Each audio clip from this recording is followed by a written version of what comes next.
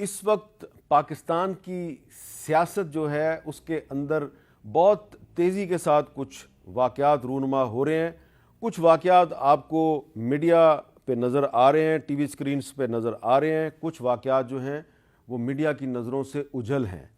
اب یہ کیا واقعات ہیں اور کیا ہو رہا ہے آپ کو سمجھانے کی ضرورت نہیں ہے. آپ کو اچھی طرح پتہ ہے کہ پاکستان تحریک انصاف کے سربراہ عمران خان صاحب, جن پہ کچھ دن پہلے ایک قاتلانہ حملہ ہوا تھا, انہوں نے ریاستی اداروں کے خلاف ایک کھلم کھلا اعلان جنگ کر دیا ہے اور پاکستان کے مختلف شہروں میں ان کے کارکن احتجاج کر رہے ہیں. سڑکیں انہوں نے بند کی ہوئی ہیں اور آج اسلام آباد میں اور راولپنڈی میں کچھ اہم اجلاس ہوئے ہیں. ان اجلاسوں میں کچھ فیصلے ہوئے ہیں. فیصلوں کا اعلان جو ہے وہ شاید آپ کو رانا ثناءاللہ کی پریس کانفرنس میں تھوڑا سا نظر آیا ہو, لیکن کچھ فیصلے جو ہیں ان کا اعلان نہیں کیا جا رہا. اگر آپ نے ان فیصلوں کو سمجھنا ہے تو میں آپ کو آج عمران خان صاحب کا ایک پرانا کلپ سنواتا ہوں. اس کلپ میں انہوں نے بطور وزیر اعظم جن عناصر کو کچھ وارننگ دی تھی, آپ یہ سمجھ لیں کہ آج ایسی ہی وارننگ جو ہے وہ پاکستان تحریک انصاف کو بھی دی جا رہی ہے, لیکن کہیں آپ کو ٹی وی سکرین پر نظر نہیں آ رہی. فیصلہ ہو چکا ہے. کیا فیصلہ ہے عمران خان کی اپنی زبان میں سنیں. کون سی حکومت چل سکتی ہے جدھر کوئی آدمی کھڑا ہو کے کہے کہ ججز کو بھی قتل کر دو اور کہے آرمی چیف کے خلاف بھی بغاوت کر دو, لوگوں کو بھی سڑکوں پہ نکالے, سڑکیں بھی بند کر دے. اگر سپریم کورٹ ان کے کہنے کے مطابق, ان کی من پسندی کے مطابق فیصلہ نہیں کرتا تو اس کا مطلب یہ فیصلہ ہی نہیں مانتے. اس کا مطلب یہ سڑکوں پہ آ جائیں گے, ملک کو روک دیں گے. یعنی کوئی ملک چل سکتا ہے ایسے؟ اور اس کا نقصان کس کو ہے؟ ہمارے پاکستانیوں کو, عوام کو نقصان ہے, غریب لوگوں کو نقصان ہے. سڑکیں بند کر رہے ہیں, لوگوں کی روزگار جا رہا ہے.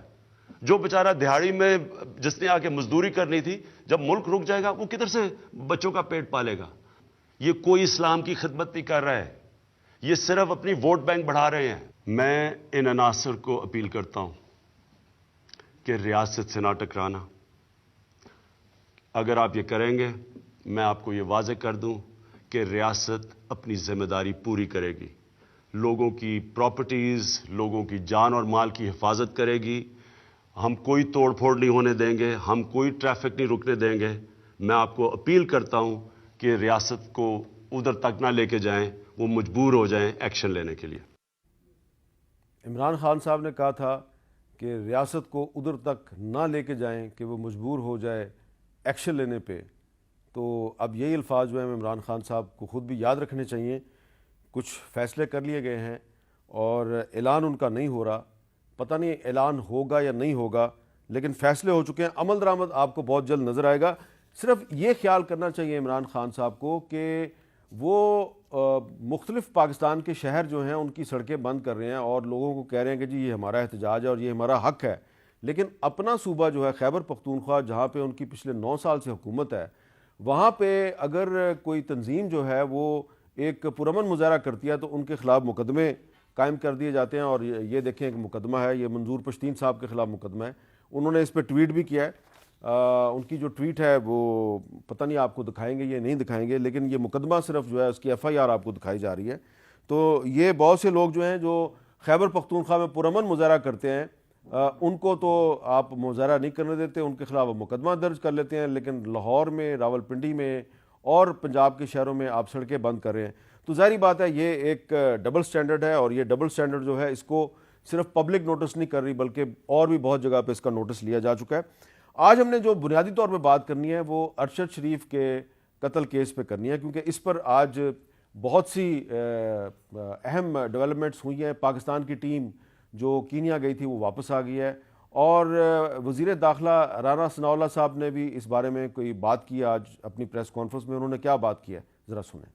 ارشد شریف صاحب شہید کی بات کی ہے, وہاں پہ جو پولیس ہے اس پولیس کے متعلق بھی یہ چیزیں سامنے آئی ہیں. کسی کے کہنے پہ جو ہے وہ پیسے ویسے لے کے بھی یہ کام کر دیتی ہے. اس کی وجہ یہ کہ گاڑی پہ جو فائر ہوئے ہیں تو وہ بڑے ہی ٹیکنیکل انداز میں ہوئے ہیں کہ یعنی جو پولیس کا موقف ہے اگر اس کو سامنے رکھے تو انہیں کیا معلوم تھا کہ ارشد شریف جو ہے وہ کس سیٹ پہ بیٹھا ہے اور جو گاڑی کو چلا کون رہا ہے. فائر کرنے والوں کو یہ معلوم تھا کہ اس گاڑی میں جو 2 بندے بیٹھے ہیں ان میں سے ارشد شریف کون ہے, وہ کس سیٹ پہ بیٹھا ہے, کس سائڈ پہ بیٹھا ہے, گاڑی کو ڈرائیو کون کر رہا ہے, اور جو ڈرائیو کر رہا تھا اسے بھی معلوم تھا کہ کس جگہ پہ کیا ہونا ہے اور اس نے کس طرح سے اپنے آپ کو جو ہے وہ سیو کرنا ہے.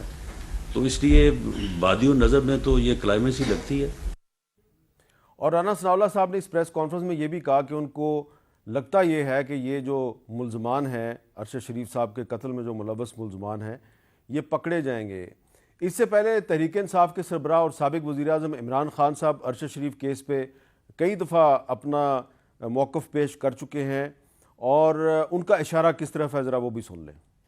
ارشد شریف وہ آدمی جس کو پتا تھا کہ اس کی جان خطرے میں نے اس کو 2 دفعہ کہا کہ ملک سے باہر چلے جاؤ, کیونکہ مجھے انفارمیشن تھی اس کو مارنے لگے, دھمکیاں مل رہی, ایجنسیز کبھی کچھ اس کو کہہ رہی, صرف اس لیے کہ وہ کھڑا تھا رجیم چینج کے خلاف سازش کے اوپر, وہ بار بار بے نقاب کر رہا تھا. حکم آتے تھے جی نامعلوم نمبر سے کہ یہ نہ کرو تمہیں یہ کر دیں گے, پتا تھا. پھر گھر میں اس کو دھمکیاں دی انہوں نے, پھر اس کو ہم نے ملک سے باہر نکالا. ارشد شریف اس کو جب دھمکیاں آئیں, نامعلوم نمبروں سے دھمکیاں آئیں, صرف اس لیے کہ وہ سچ نہ بولے, اس کا کوئی ایجنڈا نہیں تھا. میں نے اس کو کہا کہ تم ملک سے باہر چلے جاؤ, پہلے دفعہ نہیں مانا, پھر میں نے اس کو بتایا کہ مجھے انفارمیشن ہے, جس طرح مجھے انفارمیشن اپنے اوپر تھی کہ مجھے بھی وہ 4 بند کمروں میں جنہوں نے فیصلہ کیا تھا مجھے مارنے کا. تو یہ عمران خان صاحب نے خود ہی بتایا کہ ارشد شریف کو میں نے پاکستان سے باہر بھجوایا اور مجھے پتا تھا کہ اس پہ حملہ ہونے والا ہے, جیسا کہ مجھے پتا تھا کہ میرے پر بھی حملہ ہوگا اور پھر عمران خان صاحب پر بھی حملہ ہو گیا.